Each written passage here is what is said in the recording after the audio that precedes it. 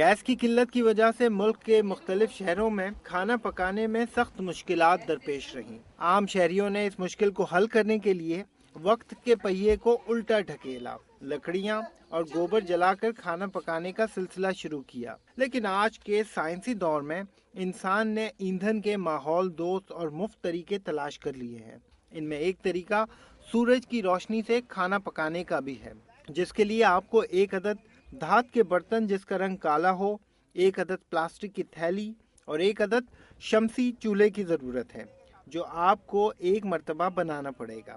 تقریباً 4 fit by 4 fit کا پیس ہو، paper پر کاٹ لیں، اس کے اوپر پنی چپکا لیں، چاہے وہ ایلومینم فوائل ہو، چمکتی ہوئی چیز ہو، جس سے کہ سورج کی روشنی ریفلیکٹ ہو کے پتیلی پہ پڑے۔ چولہے میں استعمال ہونے والے گتے کی کٹائی اس طرح سے کی گئی ہے جس سے سورج کی روشنی پلٹنے پر کالے برتن پر پڑتی ہے۔